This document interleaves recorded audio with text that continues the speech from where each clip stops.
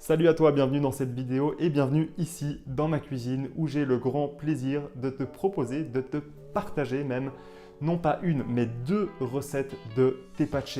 Alors le tepache qui est une boisson fermentée, ces boissons fermentées qui représentent une excellente alternative aux sodas traditionnels qui sont bien souvent trop sucrés, trop riches en colorants, trop riches en additifs douteux. Bref, ces boissons fermentées vont vraiment nous apporter de la joie, de la couleur et du pétillant dans nos vies. Alors contrairement au kombucha, contrairement au kéfir, le tepache, lui, n'a pas besoin de ferments qui viennent de l'extérieur. Nous allons vraiment travailler l'ananas. Il faut savoir que l'ananas est un merveilleux fruit qui contient des levures et des bactéries en grand nombre. Et ces levures et ces bactéries vont vraiment travailler en harmonie pour fermenter la boisson. Pour réaliser le tepache, nous avons donc besoin d'ananas, de sucre, d'eau et potentiellement c'est tout. Le tepache est une boisson qui nous vient du Mexique où traditionnellement elle est réalisée à base de maïs. De nos jours, de nombreuses recettes de tepache utilisent l'ananas car comme je te le disais à l'instant, il regorge de principes actifs, de bonnes bactéries et de levures et il se prête merveilleusement bien à ce genre de fermentation. Alors avant de passer aux deux recettes, avant de rentrer dans le vif du sujet, je me présente rapidement pour celles et ceux qui ne me connaîtraient pas déjà. Je m'appelle Yanis, je suis cuisinier créatif et nutrithérapeute certifié et ma mission à travers cette chaîne Eat Enjoy est de démocratiser l'accès à la nutrition. C'est donc tout naturellement que sur cette chaîne, nous parlons principalement de nutrithérapie, de cuisine créative et aussi de fermentation. Aujourd'hui, je me focalise sur les fermentations, la lactofermentation, car je considère que ce sont des techniques qui, en plus d'être délicieuses, nous apportent un maximum de bienfaits pour notre santé. Si ces thématiques t'intéressent, je t'invite à t'abonner à la chaîne et puis à activer la cloche des notifications pour rester informé des prochaines vidéos. Voilà, alors je t'ai beaucoup parlé de légumes lactofermentés précédemment sur cette chaîne. Cette vidéo sert d'introduction aux boissons fermentées. Comme tu peux le voir ici, je n'ai pas que du tepache, j'ai aussi du kombucha, plusieurs types de kéfir et bien sûr notre tepache qu'on va pouvoir réaliser ensemble. Comme je te l'expliquais au début de la vidéo, ces boissons fermentées ont vraiment une dimension santé et plaisir. Et c'est pour cela que je suis très heureux de te partager ces deux recettes aujourd'hui. Aujourd'hui, nous n'allons donc pas réaliser ni kombucha ni kéfir, mais bien du tepache. Alors ce tepache, c'est très simple à réaliser. Il te faut une jarre, un ananas, du sucre et de l'eau. Potentiellement, c'est tout. Aujourd'hui, nous allons agrémenter notre tepache avec des variantes originales. J'ai par exemple ici des baies roses, de la cardamome, du gingembre, du curcuma, différents types de sucre. Bref, nous allons tout de suite commencer avec la première recette du jour. Alors pour cette première recette de tepache, nous allons aromatiser notre boisson avec du gingembre que voici. Nous allons simplement l'éplucher à l'aide d'une petite cuillère comme ceci. C'est facile. Alors j'en mets pas une tonne, j'en mets évidemment l'équivalent d'une grosse noix, comme je vais en faire 1 litre. Ici, moi j'utilise des petits ananas. Alors si vous parvenez à trouver des gros ananas, vous pouvez faire 2 litres directement. Alors on va simplement venir tailler le gingembre en tranches. Voilà, et on le met dans la jarre avec notre ananas, comme ceci. On va aussi y mettre un joli bâton de cannelle, que voilà. Nous allons également y mettre quelques baies roses que nous allons légèrement écraser à l'aide d'un pilon. Alors pas grand chose non plus, on va en mettre l'équivalent, disons, d'une demi-cuillère à café. Comme ceci, voilà. Ça va amener un peu de peps à notre boisson. Voilà, alors les épices peuvent avoir un effet qui va être de ralentir la fermentation, ce qui n'est pas plus mal en été parce que lorsqu'on a des grandes chaleurs, la fermentation a tendance à s'emballer et on ne veut pas que ça fermente trop rapidement ou trop. Ensuite, nous y mettons notre sucre. Alors, pour cette boisson, j'ai choisi un sucre brun, un sucre de canne de type cassonade et ça va en même temps colorer notre boisson. Elle va prendre une jolie couleur, un peu pareil à la bière ambrée en fait. Donc, on est sur 100 g de sucre par litre. Pas oublier qu'une grande partie du sucre va être transformée en substance et en alcool par les levures. Et voilà, nous pouvons dès à présent ajouter notre eau. Alors 1 litre d'eau. Et voilà, c'est tout. C'est aussi simple que ça. En route pour notre tepache. Simplement, nous allons prendre le soin de bien secouer la boisson. Comme ceci, voilà, pour que la cassonade se dissolve parfaitement bien. Et si tu réalises cette fermentation chez toi à la maison, je t'encourage à mélanger ta boisson, disons, 1 à 2 fois par jour minimum pour éviter en fait que de petites moisissures se forment à la surface.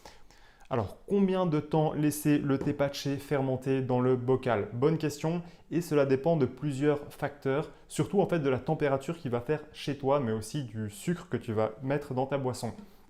Ici, il fait environ 20 degrés dans ma cuisine. J'ai mis 100 g de sucre pour 1 litre d'eau. Donc, je vais compter entre 3 à 4 jours de fermentation. Alors, comment est-ce que je vais savoir si ma fermentation est prête? C'est très simple. Une couche de mousse en fait, va se former. Plusieurs bulles vont prendre place à l'intérieur du bocal. Et au terme de 3 ou de 4 jours, lorsqu'il y a des bulles, je sais que ma boisson est prête. Ensuite, il ne me restera plus qu'à filtrer ma boisson et puis à l'embouteiller dans des bouteilles de ce type à fermeture mécanique et surtout qui possèdent un joint, ce qui va garantir en fait la fermeture hermétique. D'accord?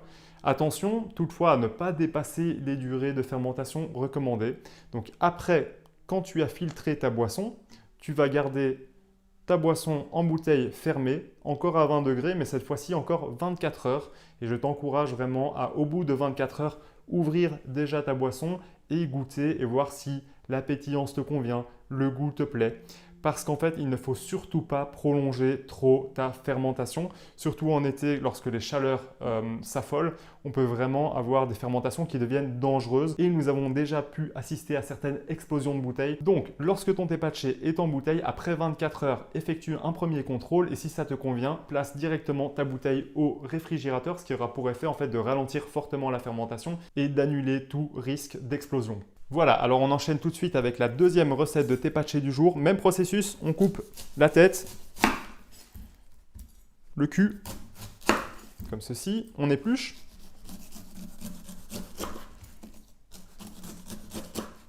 Voilà. Et c'est ça que j'adore avec cette boisson fermentée, c'est qu'on va vraiment venir travailler avec les micro-organismes, avec les levures, les bactéries qui sont déjà naturellement présentes sur le fruit. Comme ceci. Voilà. Et pareil, on va trouver une jarre. On y met des épluchures. La tête et le bas de l'ananas, on n'y met pas. Comme ceci, voilà, on le met dedans. Et cette fois-ci, alors, on va se faire plaisir. On va y mettre le cœur de l'ananas également.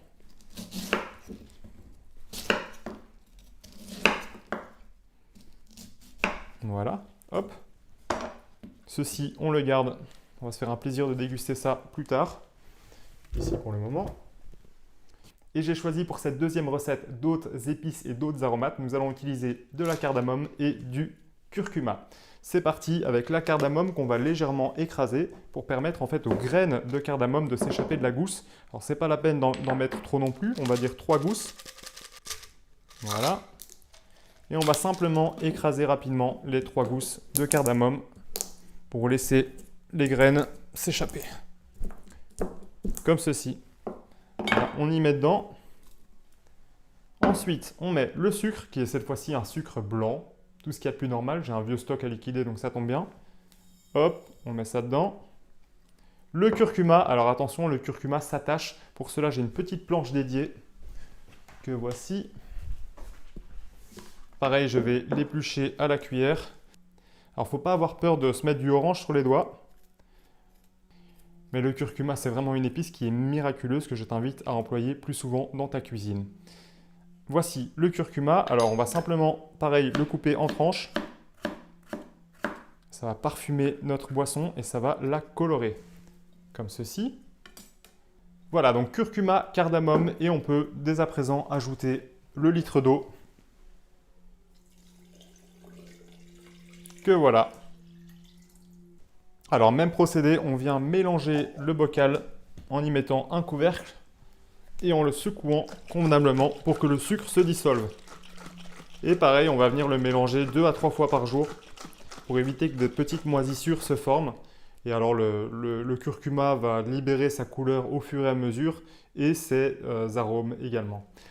Et voilà, c'est aussi simple que ça. Nous avons déjà réalisé 2 recettes. Alors, je te rappelle quelques principes de base de fermentation. On utilise toujours des fruits et des légumes biologiques de préférence, car les micro-organismes qui sont présents sur les fruits et sur les légumes sont en bien meilleure santé et vont permettre en fait aux fermentations de réussir bien mieux.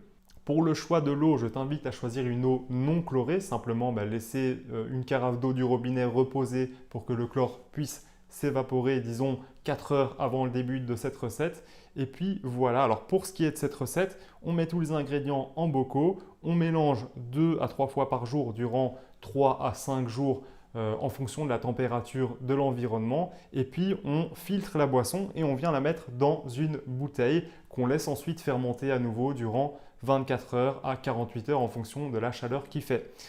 Et voilà, toutes ces explications m'ont donné soif. Alors je vais me faire un plaisir de déguster du tepache avec, disons, une petite branche de menthe, une petite tranche de citron vert et quelques glaçons parce qu'ici il fait assez chaud. On va se faire plaisir. Voilà. Alors petit conseil en passant, fais toujours preuve de prudence lorsque tu ouvres une bouteille de fermentation maison, que ce soit un kéfir, un kombucha ou ici un tepache, car on ne sait jamais que la fermentation se soit emballée et que le gaz carbonique se soit accumulé dans la bouteille et que tu repeignes le plafond en ouvrant ta bouteille. Alors simplement, on prend le soin de l'ouvrir. Jusqu'ici, ça a l'air de bien se passer. Mais ce qui peut arriver aussi, c'est que la mousse monte et que ça déborde. Mais ici, ça se passe plutôt bien. Alors, on va se faire plaisir. On va y mettre aussi des glaçons parce qu'il fait super chaud. Hop. Voilà, on est généreux. 3 glaçons. Hop. Et c'est parti pour cette dégustation tepache. Et regarde-moi ça, on a une belle pétillance. Et c'est vrai que c'est une boisson qui va contenir un peu d'alcool. Alors ça, j'ai oublié d'en parler, mais cette boisson peut contenir, disons, entre 1 à 2% d'alcool. Santé et joyeux tepache!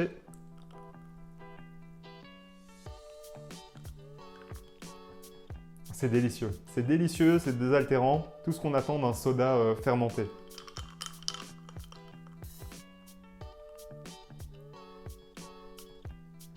C'est pétillant. Bref, santé, j'espère que tu vas vraiment essayer ce tepache chez toi à la maison parce que c'est une boisson parfaite pour cet été. Alors si cette vidéo t'a plu, j'espère que tu testeras cette boisson chez toi à la maison et puis je t'invite à t'abonner à la chaîne et à activer la cloche des notifications pour ne rien manquer. Alors, joyeuse fermentation à toi et puis à bientôt pour une prochaine vidéo.